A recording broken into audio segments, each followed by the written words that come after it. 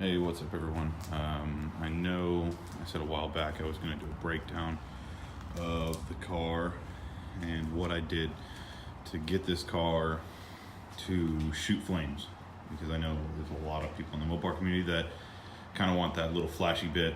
It's not a guaranteed all the time thing.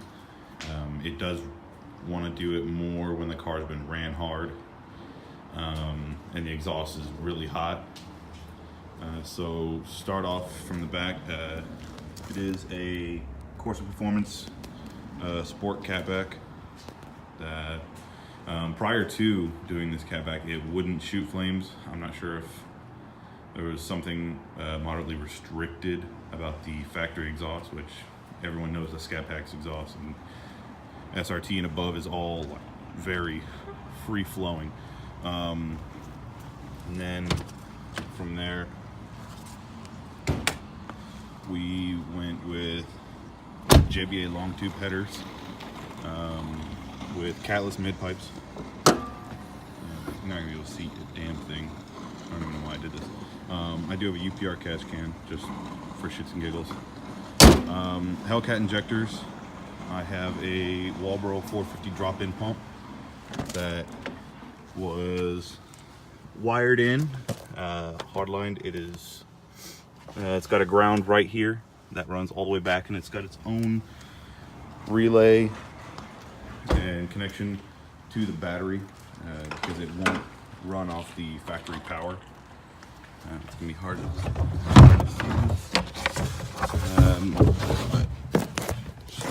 but it's there. It's a small little relay. I have had a connector burn off, and then it is connected directly to the battery terminal right there with a fuse back here, just to kind of be a safety measure for it. I think it's a 30 watt fuse. I do keep 2 jugs for E85 at all times because the car, right now I'm averaging about 9 miles to the gallon. It's got Hellcat, I think I already said Hellcat injectors. It's tuned by Green Racing out of Texas. Probably one of the most, to me, probably one of the best email tuners for the new Hemi. It's conservatively tuned right now. We have it running a little bit rich just so we can get everything fine-tuned and dialed in. It runs at about 10.5 at wide open throttle for AFRs. Gonna start leaning it out and putting her more on a kill tune. She made some good numbers at the JPC Dyno Day. I'll let you guys try and guess what they did.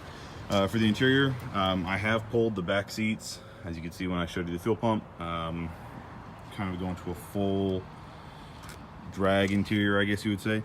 It's got a, for the time being, it's got an RCI 17-inch aluminum racing seat. Still currently have the passenger seat that will be coming out somewhat soon when I can get the new Kirkies ordered. Cypher Auto 4-point harnesses. I believe these are the 2-inch harnesses. They were from Vivid Racing. Also have a Brom universal harness bar that I installed in the back. Still got to tidy up the harnesses over there. For this harness bar, you were able to go off the factory holes for the seat belts right here and down here. It's harder to see this one, especially since it's at night, but it's far down in that corner. My B pillars are really sketchy right now. I cut up mine just to get everything in, get it working. I will be ordering a new set. That way I can go through and measure out proper holes and make them look a lot better than they are. The car is tuned with Diablo Sport. I got my Trinity 2 a while back in the beginning of the year from Modern Muscle Extreme, and I have my AFR gauge sitting down here. I like to keep it a little bit, I'm not a fan of the A-pillar gauge pods. So I just mounted it right there for now. I will be getting a custom mount made. Just been kind of lazy on that one. I have gone through a couple sets of wheels. I went through the stock Scat Pack wheels. I went through a set of JMS Avengers polished drag pack, a set of Ferrata FR1s, and then I went to a set of Ford Star F14s, and then I got a set of Gen 2 SRT Charger wheels to be kind of like a daily wheel. I was picked up by APA Racing and Ford Star for the new D5 drag pack.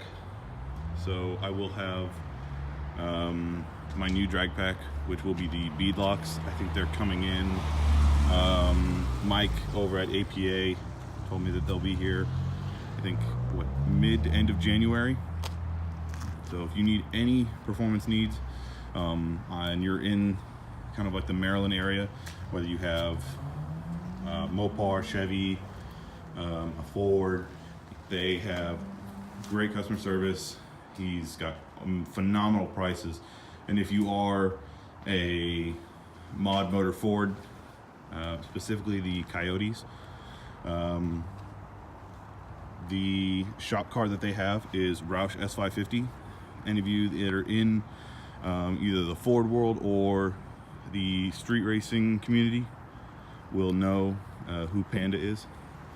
Panda is a 9-second stock motor Roush blower, and I think he's also on a Nitrous Express kit.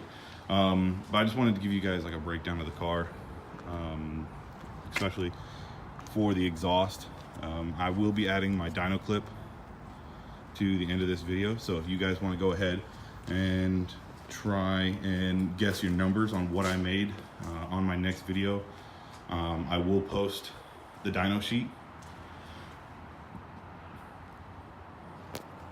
And if you guys have any other questions on either how I got the setup, the harness bar and everything to work in the back, for either how I mounted it on the top and the bottom, or how I got that seat, because the brackets for the seat, I had to make a complete custom bracket because Seat Planted and Sparco were both on back order for quite a while. I will also be making a custom rear seat delete for these cars, because no one makes one for the Chargers. Generally for the Challengers, there's a panel that covers here, and I'm not 100% sure if they have something to cover the bottom. I would assume so, but that will be on my next list of items to address in the car. The car right now, she weighs somewhere in the low 4,200 pounds. I weighed it before I started pulling the seats, and it was somewhere in the 43s. So hopefully when we get the rest of the interior done, we do a little bit more weight reduction, we can get the car down to around 4,100.